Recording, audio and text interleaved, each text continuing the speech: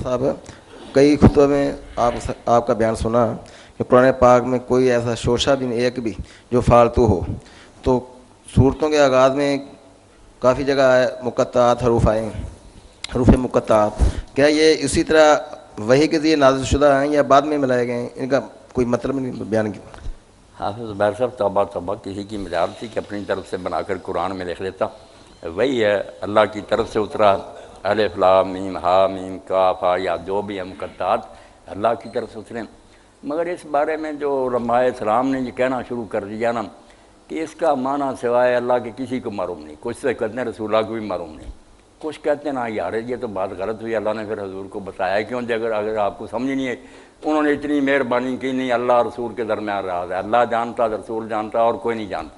मगर सवाल तो ये है कि अल्लाह रसूल का राज था तो अपने तक ही हजूर रखते, कुरान में लिखने की क्या ज़रूरत थी? क़यामत तक लोग पढ़ें, मैं भी पढ़ूँ, आप भी पढ़ें हैं, तो राज था तो राज अल्लाह रसूल अपने तक रख दे, आम क्यों किया? और जवाब दो कि क्यों किसी ने सवाल नहीं किया, ना काफिर ने ना मुसलमान, आपने सब को पढ़ा। कहीं आता किसी मुस्लिम या गैर मुस्लिम ने कभी ये कहा कि या रसूल इनके क्या माना? चलो बेशक काफिर समझाते कि ये अल्लाह का राज है या काफिरों को कोई मुतमईन कर, नहीं, सवाल ही नहीं हुआ। कहीं तफसीर में नहीं आता किसी ने सवाल उठाया हो। पता चलता है कि वो लोग इस स्टाइल से वाकिफ थे, अरब जानते थे कि ये क्या स्टाइल है, इसलिए सवाल क्या करना था। काफिर भी समझते थे क्या है, मुसलमान भी। बाद में ये खंड बना लिया कि ये पीर जानता है सीना बसीना, कोई चीज़ नहीं। ये साफ सीधी बात है। जैसे चीज़ों के नाम रखे जाते हैं ना, इसी तरह सूरतों के नाम कुछ तो इस अंदाज से, हम कोई लफ्ज़ उसमें आ गया अनकबूत नमर रोह, एक ही है कि हरफों पर नाम रखे जाते हैं। आप देखें एक पहाड़ दुनिया में है कि नहीं जिसको आप कहते हैं को काफ, अब और माना क्या करना, काफ उसका नाम रखा।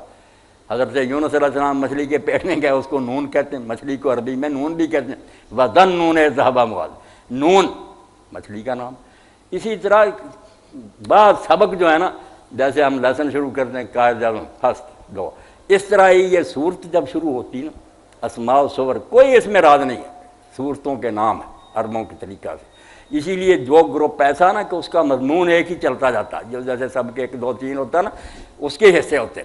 अलिफ लाम रा कई चलते जाएंगे, 6-7 होंगे, उनका मजमून एक ही, आगे से आगे बात फैलती जा रही है।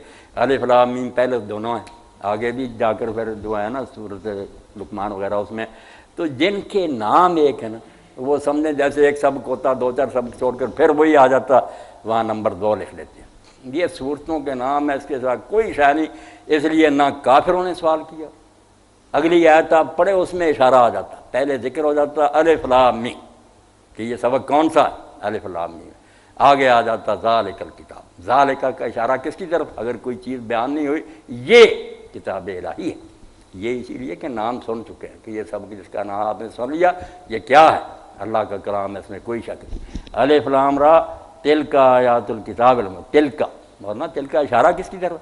पहले हो गया जिक्र कि ये अलिफ लाम रहा है, ये आयतें हैं किताब मुबीन।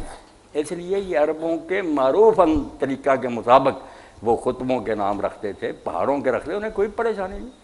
जानते आज भी कई सूरतें जिसको सारे मुसलमान उन नामों से लेते हैं। आप कहते हैं मैं सूरत यासीन रोज़ पढ़ता हूँ, नाम ही है सूरत का। आप ताहा पढ़ते हैं, नाम है भाई, और कुछ बात नहीं। इसका नाम स्पीकर का, अब इसमें और बहस क्या करनी? घोड़ा है, कुर्सी है, जैसे ये प्रॉपर नाउन है, ऐसे ही अरबों के दस्तूर के मुताबिक बाद सूरतों के नाम आकर सब मुक़त्तात पर रखेंगे और बाद मुश्तरक भी है, हाँ मीम है, वो पढ़ेंगे। इसराई साहब की तफसीर, उनमें बात एक ही हो, एक ही मजमून आगे से आगे चलता जाएगा, इसलिए उनका नाम भी एक ही अलिफ लाम मीम है। कोई अलिफ लाम रा कई आ जाते हैं,